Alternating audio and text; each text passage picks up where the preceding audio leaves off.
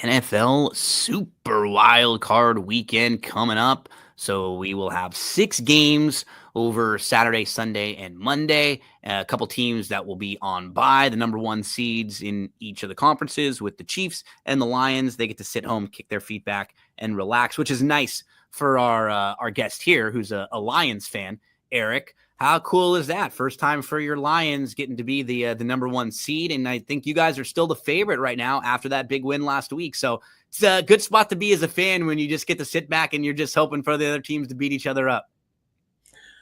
I'll be honest, like psychological wise, there was zero chance the Lions were winning if they right. You were defeated already. Zero chance. So glad they got it done. It's been a good season. They were banged up. Props to Glenn did a great job defensively calling plays. Darnold forced Darnold to beat you. And that was the worst he looked all year. He outcoached. He made Darnold look bad, and him and Campbell outcoached a very good coaching staff with Kevin O'Connell. Yep. And Darnold, missed some throws. It's going to be interesting to see if he goes back to what he was or he rebounds. But Lions are able to get through. Looks like Montgomery's going to come back. So, it's going to be interesting to see who they play. Hopefully it's not Green Bay. And, they can keep the momentum going and finish this thing off. They probably needed that bye more than anybody too, just to get them healthy, right? Get them a couple weeks to get a couple more guys back. So nice for them. Playoffs on the NFC side are going to go through Detroit.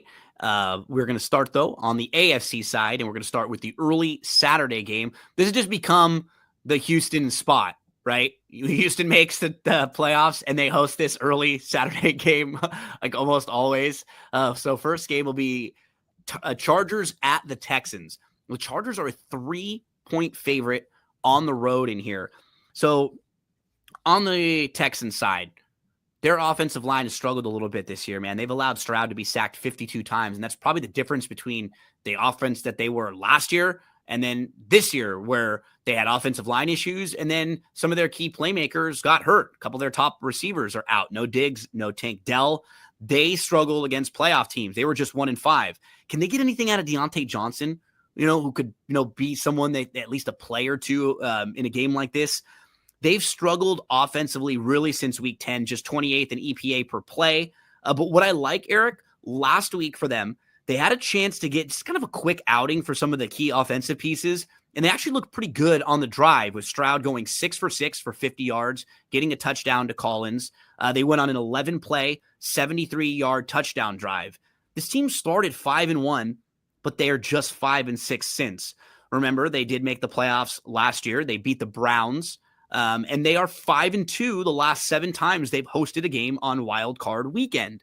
Where they've been good this year, they've leaned on their defense. They've held opposing quarterbacks to a low QBR, I think, which is 7th lowest, and they put a ton of pressure on quarterbacks. 49 sacks, which is tied for 4th in the league. So you've got Anderson Jr. and Hunter, both have 11+ sacks, and then they have a very good secondary with Stingley Jr. and Bullock, who each have 5 interceptions. So defensively, Erik, they're pretty balanced. Like, they'll come after you, but they also will shut you down in the pass. Like, both of these teams are really good against the pass, both top 7 in EPA allowed per dropback, and both top 4 in defensive success rate on the dropback. So that's the Texan side. I'll get more to the Charger side in a minute, but let's get some of your thoughts overall. Like, this feels like a spot where you'd probably be on the Texans as a home dog here. Is that the case? And talk to us a little bit about, who you like here.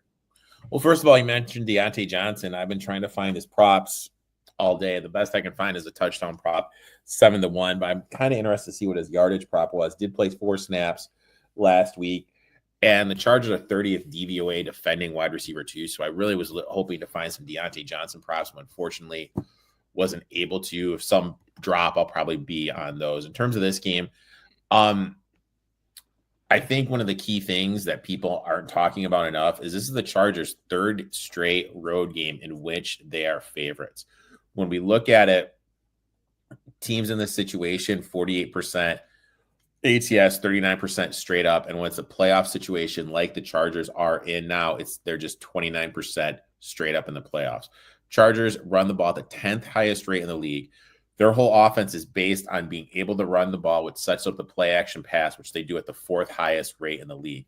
The Texans are number 1 DVOA defending the run, top 10 in the league defending play action.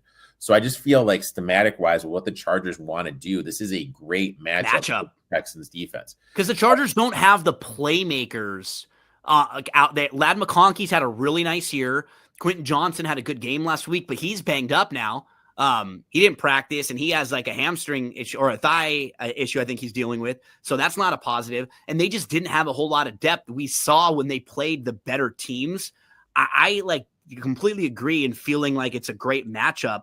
I mean, even the record against good teams. So they were 8-1 against teams that are 500 or less, 3-5 against teams that were over 500. They were 2-5 against teams with 10 plus wins. Those 2 wins came against the Broncos. Yeah. And then we kind of look at it. You mentioned McConkey, Houston 10th DVOA defending wide receiver 1s. If they can't get him going, that's going to put a lot of pressure on Josh Palmer and Will Disley. But when you look at it, they're also top half of the league DVOA defending those wide receiver positions. Since week 10, the Chargers defense has been 18th in EPA. Stroud splits are better at home than the road. Road favorites in the wild card round are only 45% against the number. Home dogs in the playoffs, 59% ATS. We got a low number of 43 here at number with a dog getting 3 at home. So I'm going to definitely look at the dog in the situation.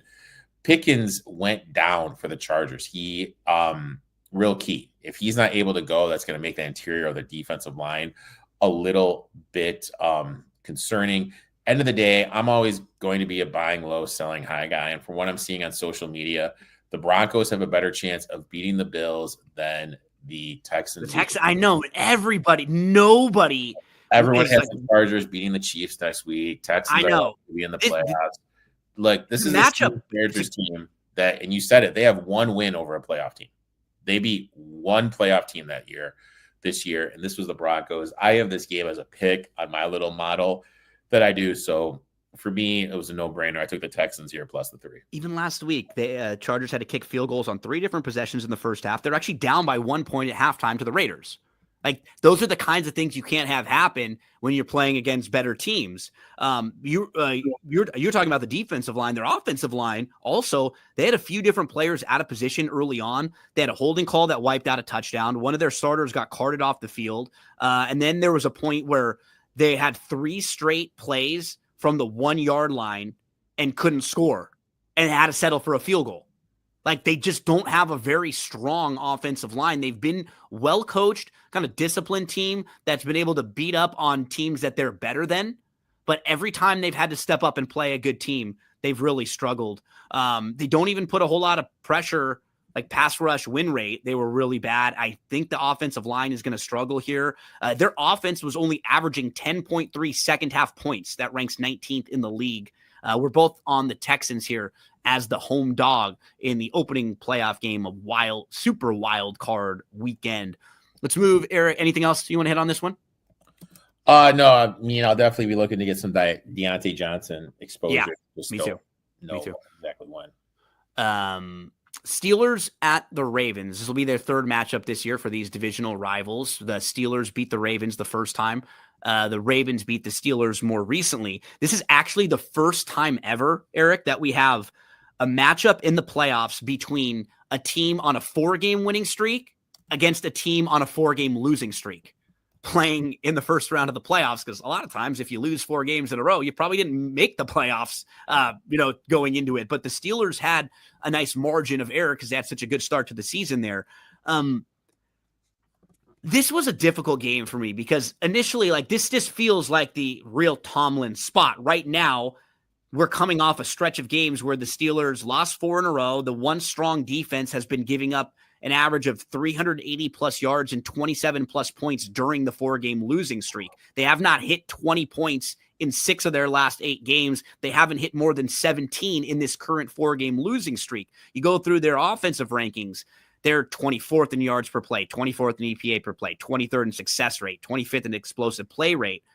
And I don't really know right now what I'm getting from Pickens because He's been hurt. He missed a couple games in December. Last time we saw him, I think he caught 1 of 6 targets with 3 drops. He had some off the field stuff throughout the year too. We heard Tomlin making some comments about him, but there's a massive difference between EPA per dropback when he's on the field and when he's not, because this is another team, Eric, the Steelers, that they don't have a ton of weapons. So a guy like him not being out there just makes all of their other weapons, like there's no real wide receiver 1 or 2 or even like a 3 on their team after Pickens is removed.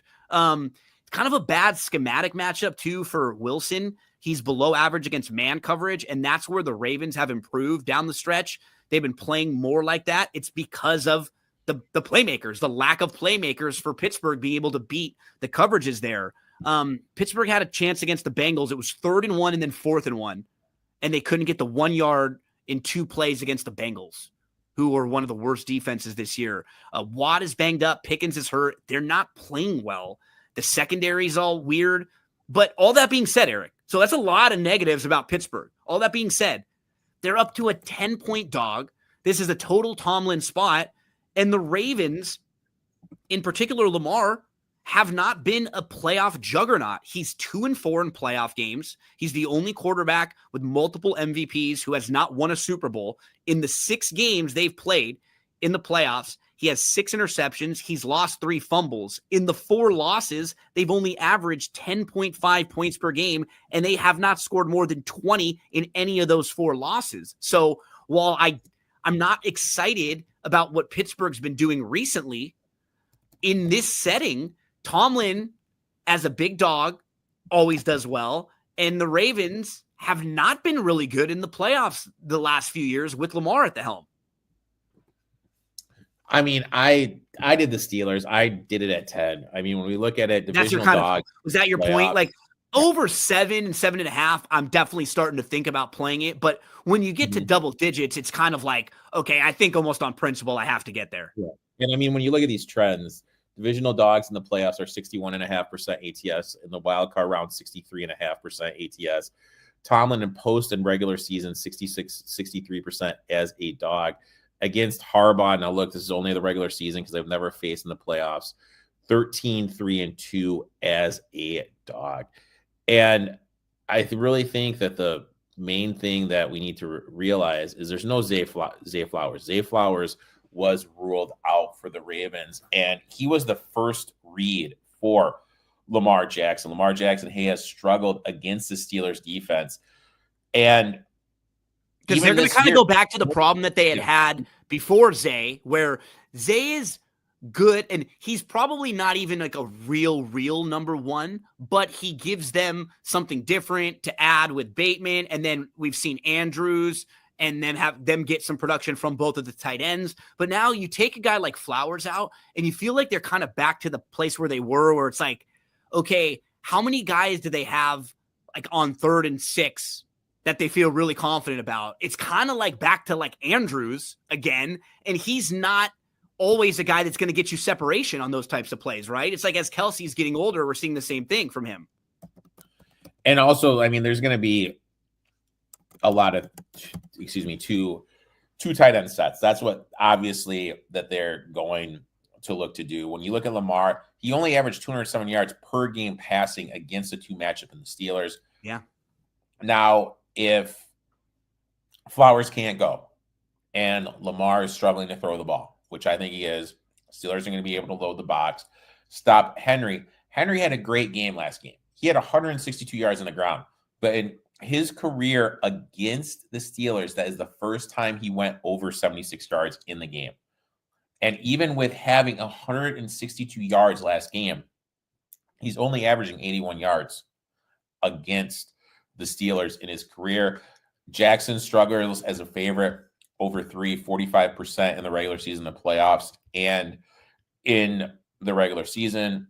Underdogs in this matchup cover 73% of the time. And also another key thing is Ravens are 132 penalties this season. That's the second most in the league. There has only been one team that had over 130 penalties that made it to the Super Bowl, and that was the Seahawks. I think that the Steelers are going to be able to run the ball.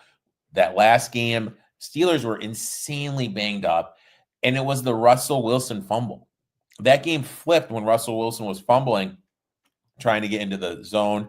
I expect Pickens to have a bounce back. He's going to be healthy. I think Flowers not being there is going to hurt the defense, and I'm going to trust Tomlin, who historically has been able to limit Jackson and Henry to come up with a game plan. Yeah, and plus total of 45 and a spread of 10, that just screams to take the dog. So I'm going to take the dog here. Give me the Steelers plus 10. Yeah, 3-1 against Baltimore in the playoffs. Now, I'll give a couple positive for Baltimore. They do own the best percentage for strength of victory of any of the teams in the playoffs. So they've beat some good teams. They're actually 7-3 against teams that have made the playoffs. And Lamar set career highs this year in passing yards. I want to give him a lot of credit too, because there's so many quarterbacks that come into the league like Lamar that are really athletic. They're better runners at that point than passers. And then they can't really ever improve, especially in the NFL with the great coaching and schemes and defenses. Lamar has, man. Lamar's gotten really good. Erik, at throwing the ball. He set a record this year, most touchdown passes with under 5 interceptions. He had 4 interceptions and 41 touchdowns. He had 915 rushing yards. First player ever with more than 4,000 passing, 900 rushing. So really great for them. I mean, they set an NFL record for yards per rush, 5.76. And then Derrick Henry became the first player ever to have multiple seasons of 1,900 plus rushing yards. Since the bye, they've been really good, 4-0 straight up and against the spread, each win coming by at least 15 points. They've outscored opponents 135-43, and they have made some adjustments defensively. Kyle Hamilton, they've used him way more as a safety than before when they were kind of moving him all around. So lots of positives for them. It's just a big number for a divisional game, for a low total for a team that doesn't have a whole lot of playoff success for Lamar, who struggled a little in the playoffs. And up until the last game, Tomlin and Pittsburgh had a really good history against Lamar. So all of those things feel like this is a little inflated number. I think we're both on Pittsburgh, especially at the 10. Erik, we go to Sunday. Let's flip. And I'd like to do Jalen Warren. I think this is going to be a big Jalen Warren game. So Nice. If you're playing those DFS lineups, I wouldn't go for Harris. I would go for Warren. Warren. Awesome. Let's get to Broncos Bills. This will be the Sunday early game. Broncos are on the road playing the Buffalo Bills. We're going to see lots of Bills fans, Bills Mafia jumping through tables. They're a 9.5-point favorite in this one, Erik. Broncos make the playoffs. They beat the Kansas City backups 38-0. So again, they crush a team that wasn't really having any reason to try to win. But let's give them a lot of credit. I mean, when we were talking about this Broncos team at the beginning of the year, they looked like on paper they were going to be one of the worst teams in the league. You had Bo Nix, 0 expectations, and they make their playoffs for the first time since 2015. He was 18 for 18 to start that game last week. So that's very good. And he's accounted for 34 offensive touchdowns. That's third most for a rookie in history. They took a huge dead cap hit after the Russell Wilson debacle, and they end up drafting a rookie who leads them to 10 wins.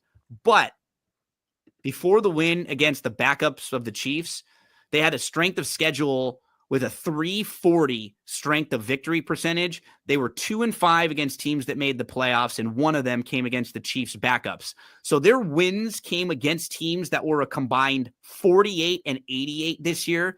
They went 1-7 with a negative 37-point differential against teams with a winning record before Week 18. If you just took that Week 18 game out and didn't count it.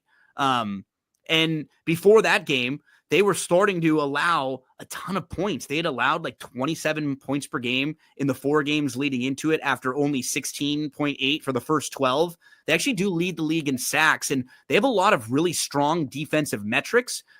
So I do want to give them a lot of credit because they were much better than I thought. I still don't know if they're going to be able to step up and compete with these teams in the playoffs. So this one's probably one of the stay away games for me, Erik, because I'm not laying the number with the Bills. We've certainly seen them come out and struggle in the playoffs before as big favorites, but I don't know if I can get there with Denver on the road with the rookie quarterback. Could be cold. That place could be going nuts. I'm probably staying away from the side in this one. How about you? Do you get to the dog here with the Broncos? Or what are you thinking about Bills Broncos? I did it. I swallowed it. I took the Bills at -8.5. Yeah. Quarterbacks making their first start in the playoffs against a quarterback that has made a start. 19-37-1. That is 34% against the number. When we look at 7 seeds in the playoffs since this has started, they're 3-5 with the 5 losses, all by 12 points or more. So it's either they're going to win or they're going to just get blown out. Since 2010, teams that are laying 8.5 or more in this round are 67% against the number. When we look at just home favorites in this round, laying 8.5 or more, they are 77% ATS.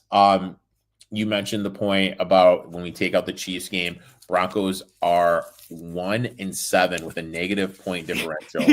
Teams that made the playoffs. Vance Joseph's defense has historically struggled against a mobile quarterback.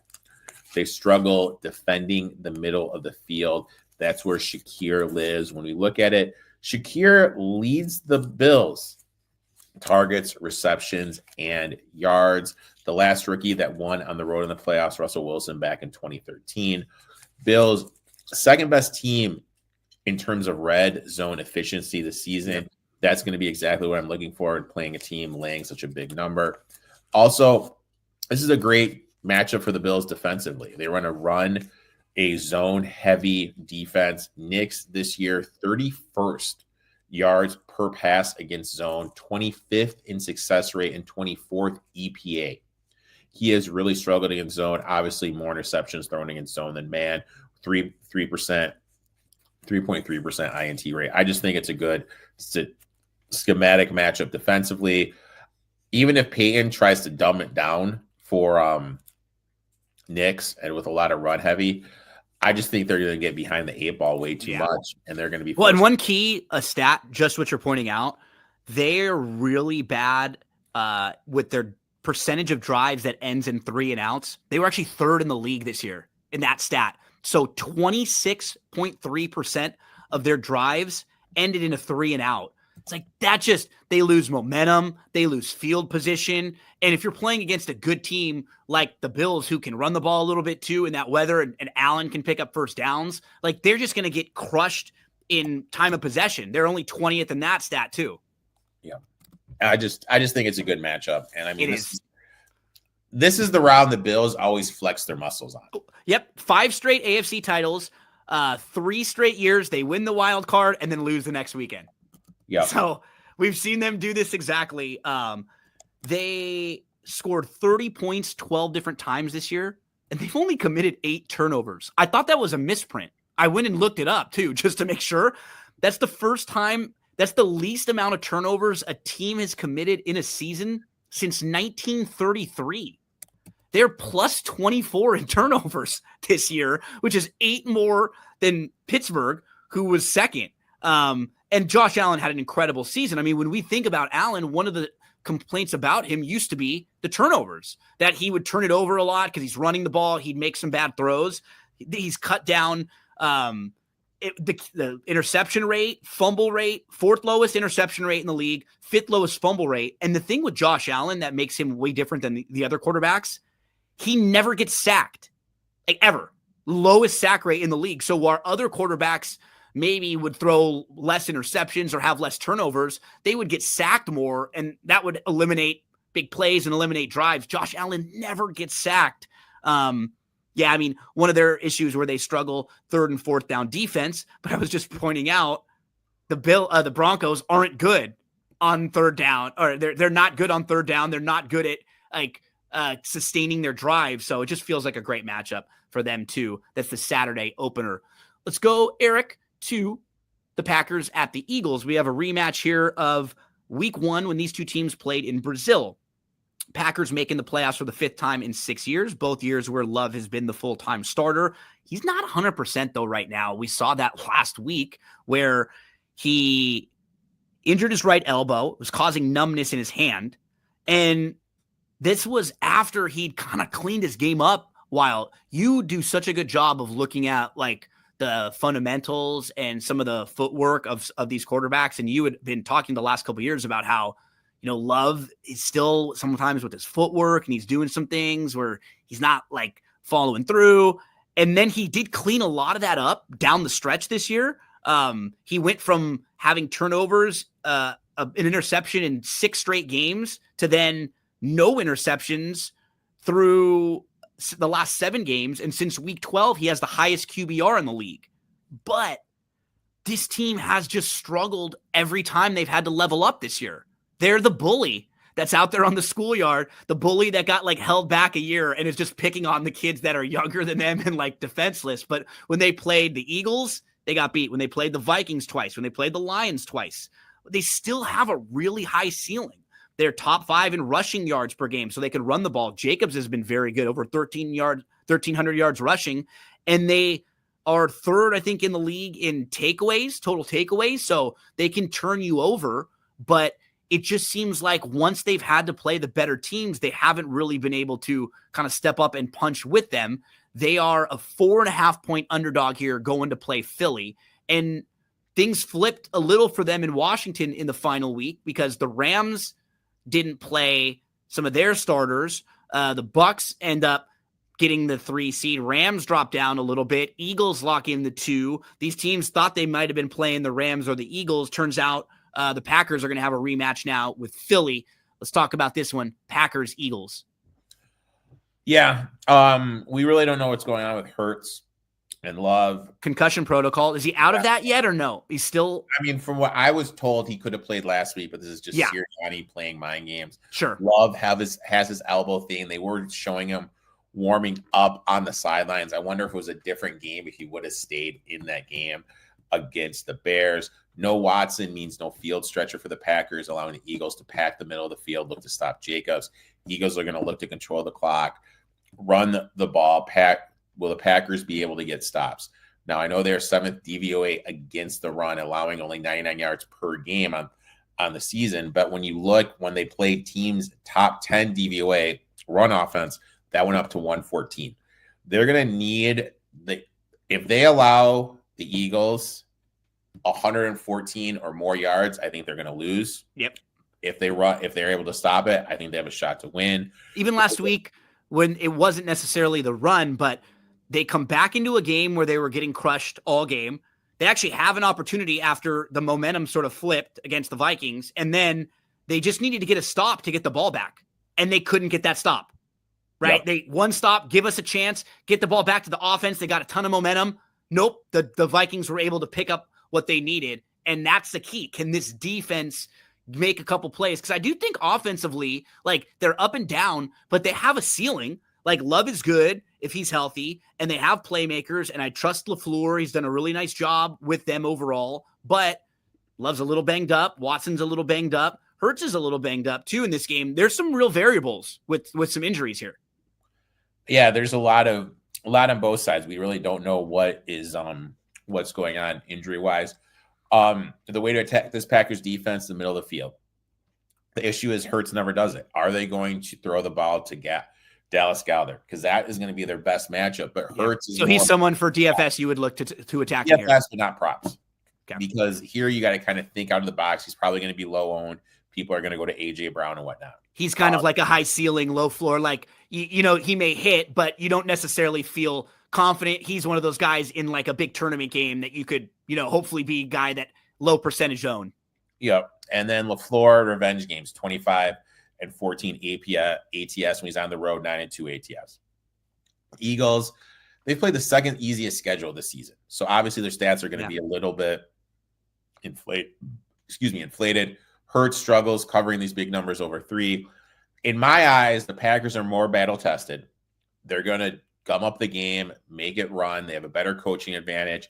I think this number is inflated because they lost to the Bears last week. It's sitting at 4.5. This number has done nothing but rise. I think as soon as they confirm Hurts is in, I think we're going to see more public money come in. I'm going to play the Packers, but I'm going to wait and hopefully get a number that's close to 5.5, 6 come game time. Yeah. And I would play this game at anything above 3.5, like 4 on the Packers side. But I'm also just going to do exactly what you said. I'm going to wait because I think the number grows. And I absolutely, even if you don't like the Packers to win this game, this is one of those situations where if this number is at 4, the Packers absolutely could be down by 10 and get you the garbage time.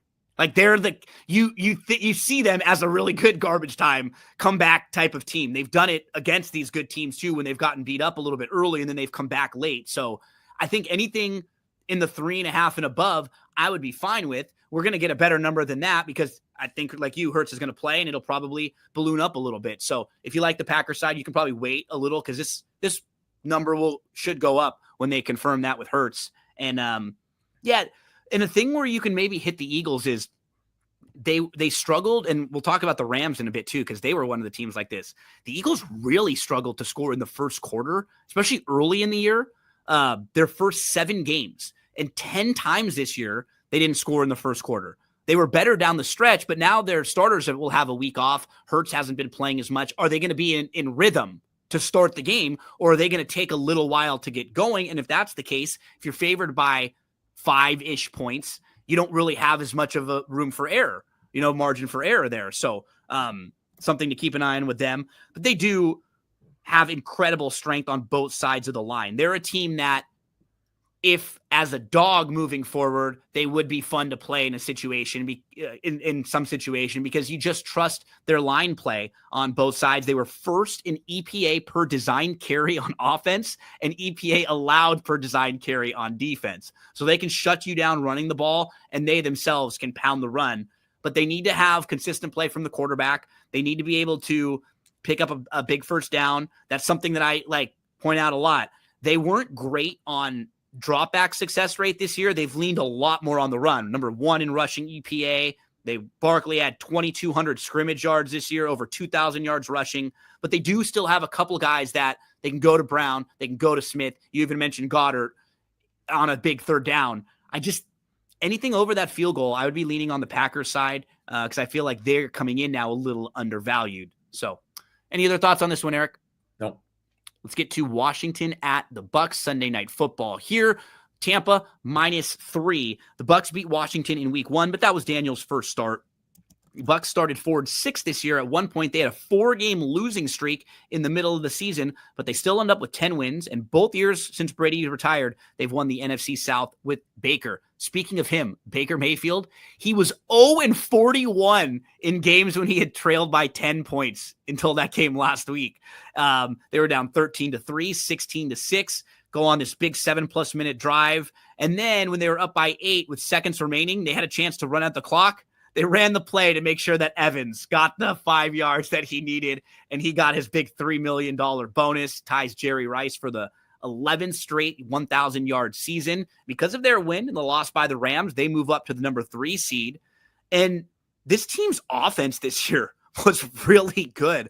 They have the only offense since at least 2000 to meet or exceed the following marks over a full season. 28 points per game. They averaged 28.6. 6.2 yards per play, 65% red zone rate. They had a 66.7, and they had over a 50% third down conversion rate.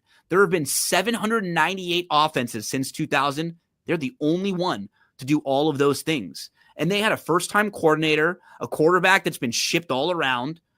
Baker, only the 4th player in history to throw for 40 touchdowns while completing 70% of his passes. He had 75 yards scrambling last week. That was the most he's ever had in a game in his career. 3 scrambling first downs. This year, he's had highs in scrambling yards.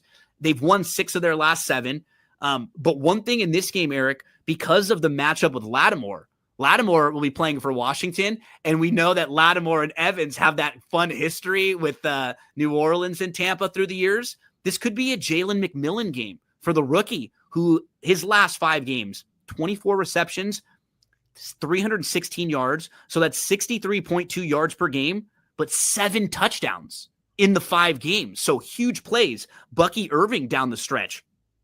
He, since week 10 per game, 87.9 yards rushing a game and 27 plus yards receiving. So He's been at 5.67 yards per attempt with 5 touchdowns down the stretch. They're averaging 149 plus yards rushing, which is 4th most in the league. And that could be something that really Washington struggles with. They're the lowest ranked run defense of any playoff team, and they were 3rd lowest in the league, allowing 4.8 yards per carry. So kind of an interesting matchup here. Not really sure which way I'm going to go on this one from a side standpoint. I could kind of go see either way, going back and forth a little bit. How about for you? Do you have a strong opinion? Yeah, for me, I took the Bucs here minus the 3. I'll mention it again. Quarterbacks that are making their first playoff start against a quarterback that already has 34%. Rookie quarterbacks since the merger in the playoffs are 37% against the number. Do we trust this Washington defense to get stops? 23rd Nope. DVOA, 20th DVOA defending the pass, 23rd DVOA defending the run per PFF, 29th defending the run, 27th in coverage. I really don't think people realize how electric this Bucs offense is. So good, man. 7th overall, 5th best passing, 8th best rush offense. Commanders give up the 5th most rushing yards per game to the running back. So they just gave up 378 total yards and forced 0 turnovers to a team starting Trey Lance. Yep. Dallas got into the red zone 6 times in that game. Yep. Like, it's just, I don't know how they're going to be able to get stops. Commanders 22nd defending wide receiver ones. You mentioned Lattimore. Lattimore's played 1 game since he's come to the Commanders. He's nothing but a walking injury right now. We really don't even know if he's going to be able to play. Bulls, one of the best defensive coaches in the game. Daniels still can only throw to one side of the field. He's going to be able to take that away. Commanders beat one playoff team this season, and that is when Jalen Hurts went down with the injury. Kenny Pickett came in, and if Devontae Smith makes that catch, they don't win the game. That game. Commanders due for some 4th down regression. They are 20 for 23rd, 20 for 23 this season going for it in 4th down. That is the best ever in NFL history. Yeah. Commanders 10-2 this year in 1-score games. Bucs 6 DVOA defending the run. They have Vita Vea. This Commanders defense has struggled. Offense has struggled when they can't get the running game going. I think the Commanders have a good offensive line, but they have overachieved. Coleman and Algoretti on the left side have been down the past couple of games. I think the Bucs are going to be able to create some pressure. The last 3 weeks, these are the quarterbacks this Commanders team has played: Kenny Pickett, Marcus Mariota, and Trey Lance. And all 3 of those teams were able to move the ball. Yeah. Trenches are telling me to take the Bucs here. I haven't been the biggest Daniels fan. I think the Commanders are going to struggle to get stops. I'm on the Bucs minus 3. I'm with you. I think the more we were talking about this one, like at over 3, wasn't liking it. At 3 and under, more on the Bucs. I just think they're going to be able to score, and I just don't know if Washington's going to be able to stop them or keep up with them. Defense for the Bucs has been up and down, only giving up 17 points per game since week 11. And Washington, while we can give them a ton of credit for Daniels and a great year for the rookie, they aren't going to be able to stop the run. And they won 12 games this year, which was a really good step up for them after winning 12 games combined the prior 2 years. It was their first double-digit win since 2012, their first 12-win season since 1991. They're looking for their first playoff win in 19 years. They've overachieved. It's a good season for them. I just think this is where their season ends. And I think the Bucs moving forward would just kind of be a fun, feisty underdog because their offense is so good. They might be able to beat someone in a 1-game situation that's like one of the really good NFC teams. So I'd like to see them match up there.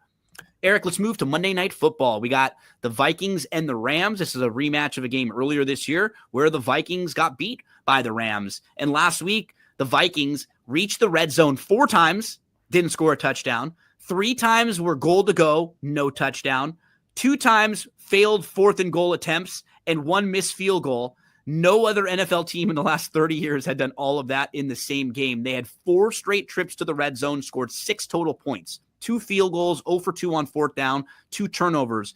Darnold, 18 for 41, season low, 166 yard, 43.9 completion percentage, 0 touchdowns. Is that going to be the guy you see? Or do you see the guy who was 6th in completion percentage over expectation this year? His off-target rate dropped from 18% to 14% despite throwing deeper passes. Do you see that guy? But he struggled against the Rams earlier this season. They couldn't get Jefferson going at all, or Jones, or Addison. None of their real weapons could get going against the Lions last week. And the teams, I think you loved this stat, teams after playing the Lions this year, 6-10 with a negative 108 point differential in the next game. And 3 of the wins came against New England, the Bears, and Dallas without Dak.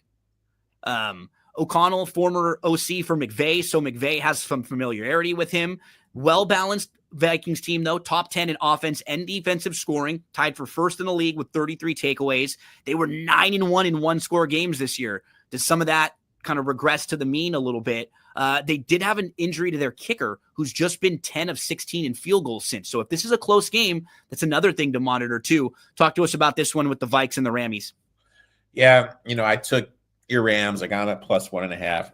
Just a spot fade for the Vikings after playing that emotional game against Detroit. Now you went from hopes to the 1 seed, dropping all the way down to the 7 seed. Quarterbacks making their first start in the playoffs against a quarterback that has, I mentioned it before, 1937-1. That's 34% ATS. Road favorites historically struggle in the playoffs, only 41% ATS.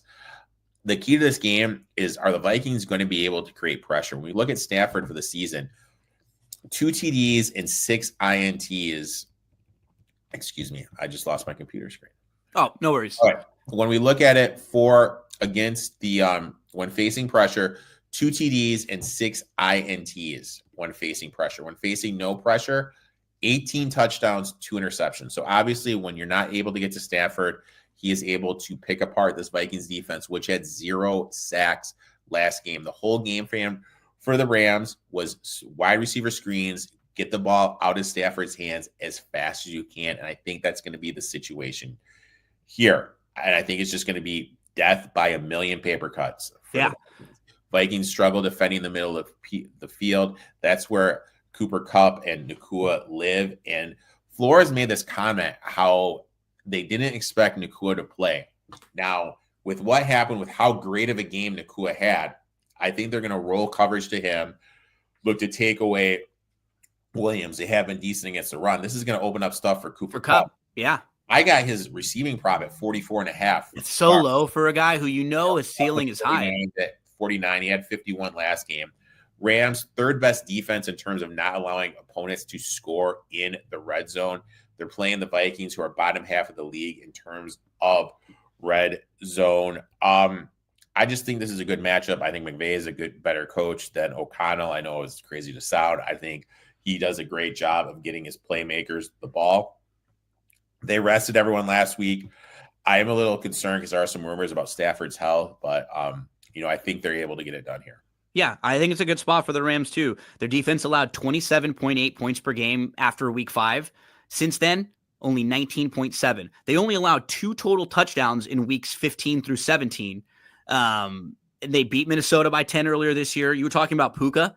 He ranks 2nd in NFL history with 88.4 receiving yards per game. That's incredible. Like 2nd all time with his per game averages. They've also been bad in the first quarter, though, so they got to get out of the gate a little bit. But when Stafford, Puka, Kyren Williams, and Kupp are all playing, this Rams team is 14-5. And Stafford is 6-1 in his last 7 starts, 11 touchdowns and 1 interceptions when those 4 all play together. So together, when they have the weapons, Higbee's back now too after being hurt for a while. So they are balanced right now. Their defense is really, really improving down the stretch. They're young, so their guys are getting better. They're feeling like they kind of figured out the best version of their offensive line. It's a good spot for the Rammies here too. Another slight home dog in a very interesting super wild card weekend. So we're recording this on Thursday morning. Erik and I will have a show. What did we say for Saturday? We're going to go noon Eastern time. Yeah, we'll be noon Eastern time. And then noon Eastern time for Saturday. What we'll do is we'll be able to give you like the last minute lines, any injury news, and some DFS stuff. We'll give you some Boom Fantasy lineups for Saturday. Then Sunday we'll be back at 11 a.m. Eastern time as we've been normally. So we'll preview Saturday games Saturday. We'll preview the Sunday and the Monday games on Sunday there. Erik, buddy, thanks so much. Again, you have your normal podcast coming out this weekend, so you'll be probably pretty heavy on the NFL and college football stuff. Yep, NFL and college stuff coming out all the time for the next couple of days. So good luck to everyone this week. We are into the NFL playoffs. Wish you